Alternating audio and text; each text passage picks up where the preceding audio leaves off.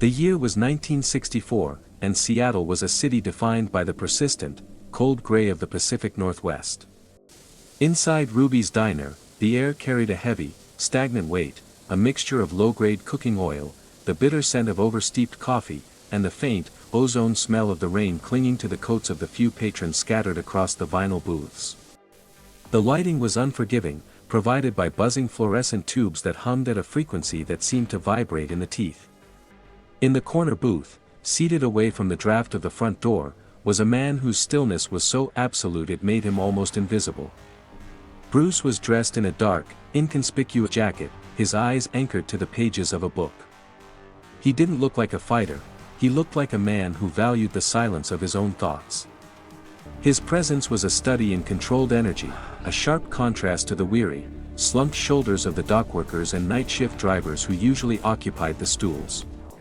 The heavy glass door groaned on its hinges, a sound that usually went unnoticed in the hum of Ruby's diner, but this time it felt like a warning.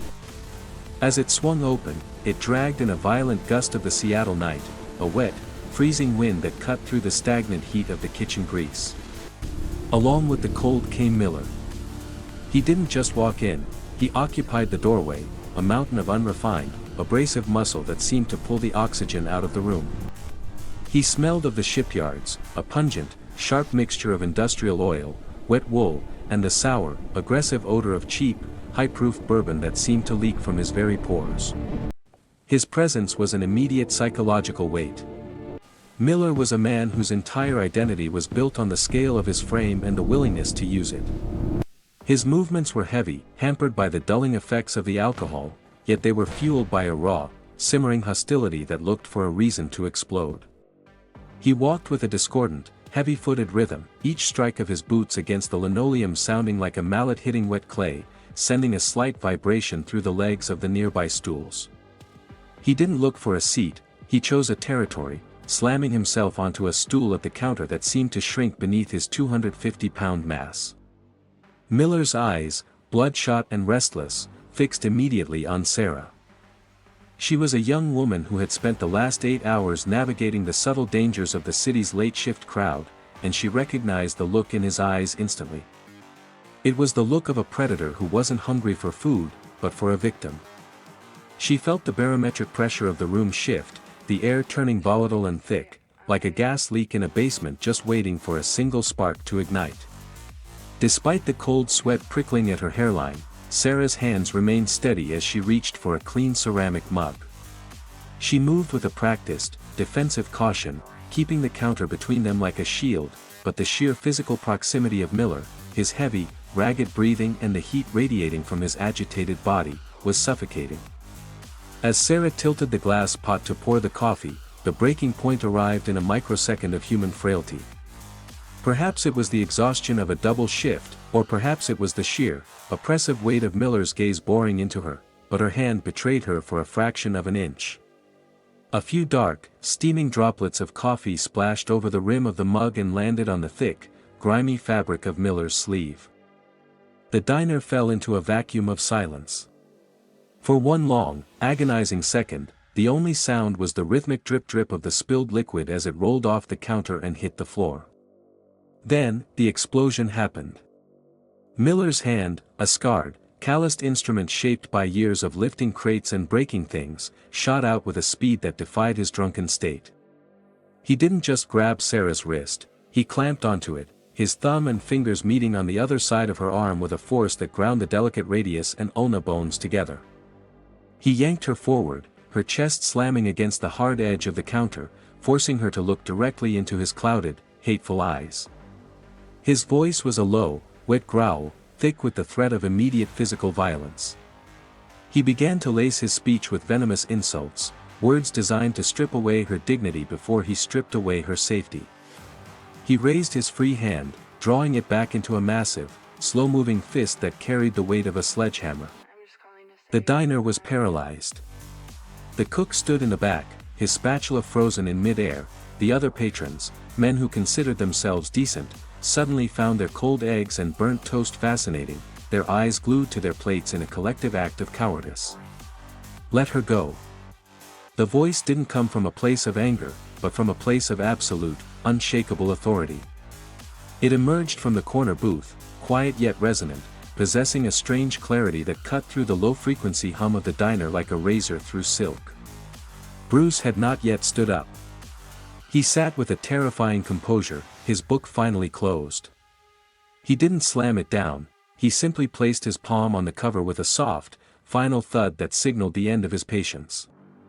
Miller's head turned with a slow, mechanical stiffness, like a rusted turret on an old tank. He didn't release Sarah's wrist immediately, he tightened it for a second in a reflex of pure ego before finally letting go. His eyes locked onto Bruce, and for a moment, the bully was confused. He saw a man who appeared, by any conventional metric of the docks, to be fragile. Bruce was half his size, dressed in a simple, dark jacket, with a frame that looked more suited for a library than a street fight. Miller stood up, his stool scraping against the linoleum with a high-pitched screech that set every nerve in the room on edge. He began to move toward the booth, his chest puffed out like a territorial animal, his arms slightly flared at his sides in a classic display of primate dominance. He was trying to use his shadow to swallow the smaller man, convinced that size was the only variable that mattered in the real world. Bruce slid out of the booth. This wasn't the frantic, jerky scramble of a man in fear, it was a fluid, economical transition, a seamless shift from a state of rest to a state of total readiness. He didn't waste an ounce of energy on unnecessary tension. He occupied the narrow space between the booths with a deceptive lightness, his feet placed exactly shoulder-width apart. His weight was distributed so perfectly over the balls of his feet that he seemed to be disconnected from the friction of the floor, hovering in a state of constant, potential motion. His hands weren't clenched into the tight, white-knuckled fists of a brawler, instead, they hung loosely at his sides, his fingers relaxed and vibrating with a hidden frequency. This was the deceptive stillness of the intercepting style. To the untrained eye of the bully, Bruce looked open, even vulnerable. In reality, he was a high-tension spring compressed to its absolute limit, his entire nervous system tuned to catch the first telegraph of Miller's intent. Miller laughed, a wet, congested sound that was more of a wheeze than a taunt, and began to close the final few feet of distance. His footsteps were heavy, arrogant, and loud, the walk of a man who believed that the world was something he could simply step on and break. He didn't realize he was walking into a vacuum of precise, scientific destruction. The fight began with Miller's overconfidence. He assumed that his reach and mass were his greatest assets. He launched a massive right haymaker, a punch that utilized the entire rotation of his torso and the weight of his 250-pound frame. To a bystander, it was a blur of violence. To Bruce, the move was telegraphed the moment Miller's lead shoulder dipped and his weight shifted onto his back heel. This was the telegraph, the biological signal that the strike was coming.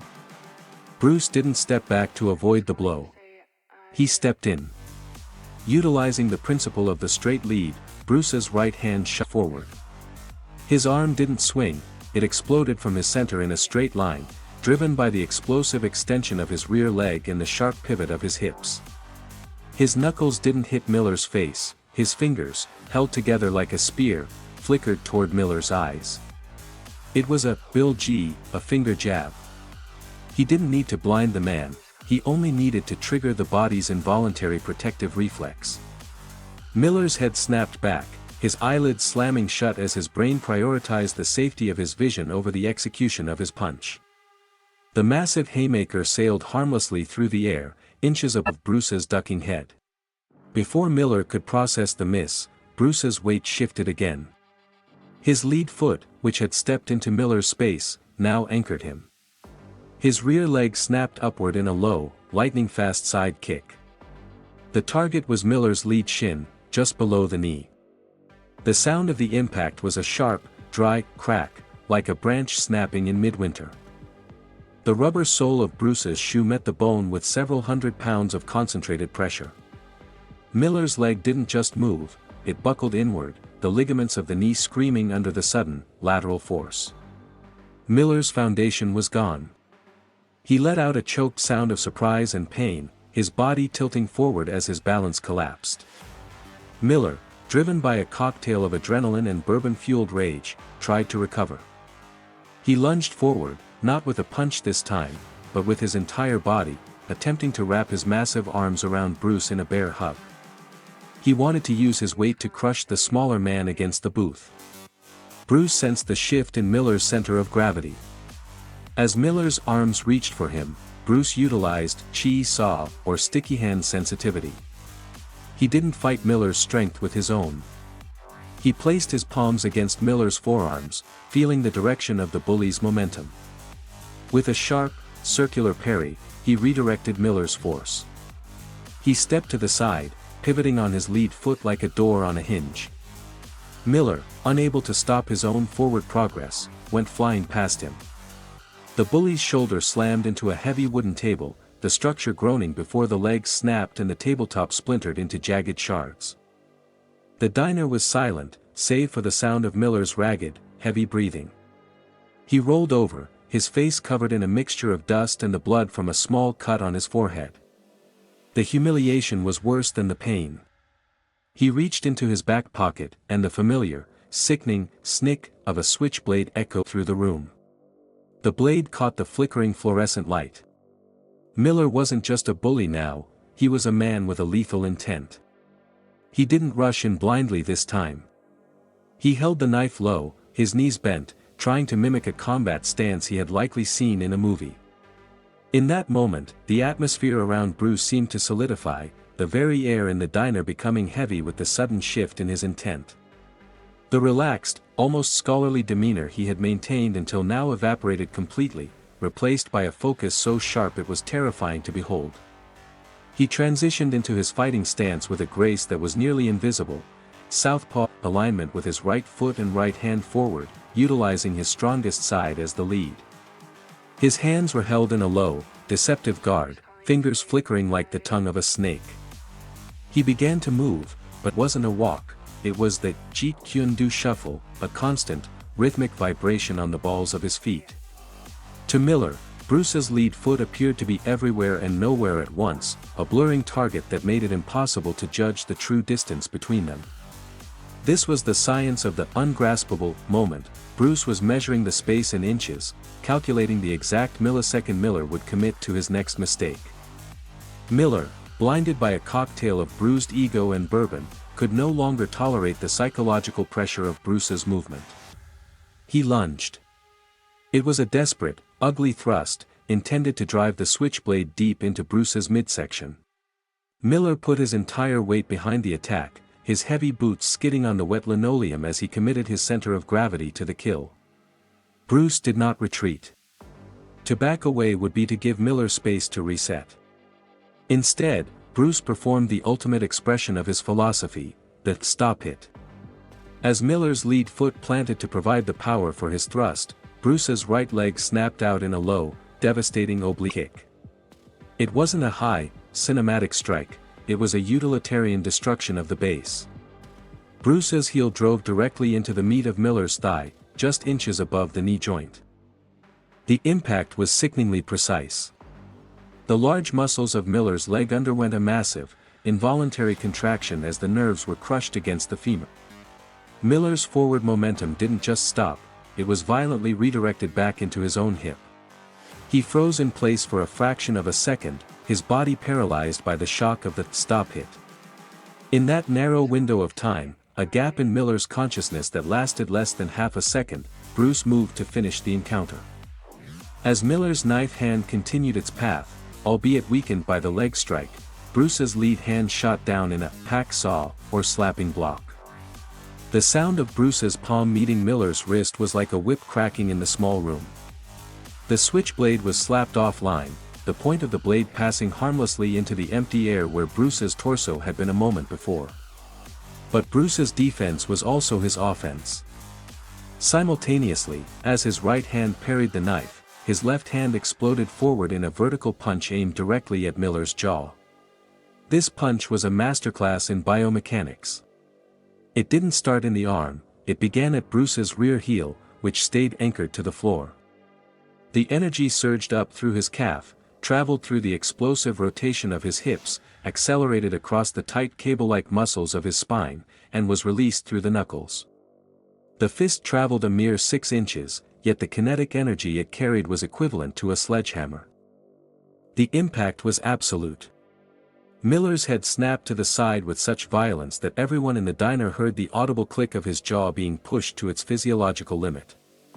The brain, suspended in fluid, rattled against the interior of the skull, causing an immediate short circuit of his motor functions.